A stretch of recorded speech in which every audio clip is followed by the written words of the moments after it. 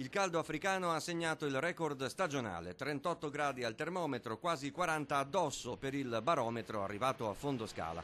Punta massima nel Rodigino e minime che anche di notte sono sopra i 20 gradi. A Mestre il 118 ha soccorso alcune persone colte da malore in strada. Tra queste un motociclista svenuto in corsa sul cavalcavia di San Giuliano. Il casco come un forno, l'uomo è caduto e uscito di strada. Recuperato dal Suem il Centauro, non sarebbe in pericolo di vita. A Bassano del Grappa in alcuni comuni acqua razionata per ordine dei sindaci. Per la messa a rischio dell'approvvigionamento delle fonti è vietato usare quella dell'acquedotto per innaffiare orti e giardini, riempire piscine e lavare l'auto. Multe da 25 a 500 euro, consentito il solo uso domestico.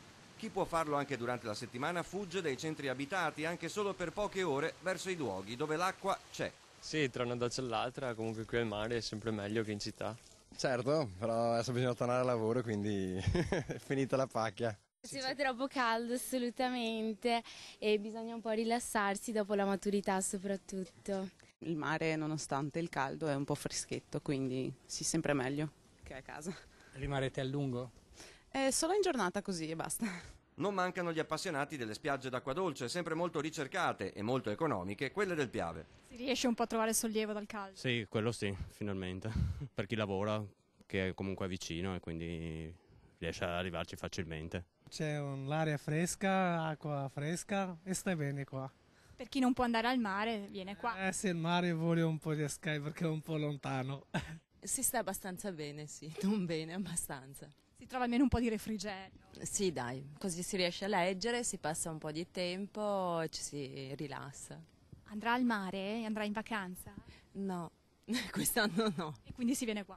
Anche qui. Sempre per il caldo, contrattempo finito bene per la campionessa di nuoto Federica Pellegrini, che a Verona si è lamentata ufficialmente con la federazione e il comune per la temperatura troppo alta dell'acqua della piscina. 30 gradi. La Pellegrini ha rischiato di svenire con il rischio, ha scritto su Twitter, di vanificare gli sforzi nella preparazione ai mondiali di nuoto di agosto in Russia.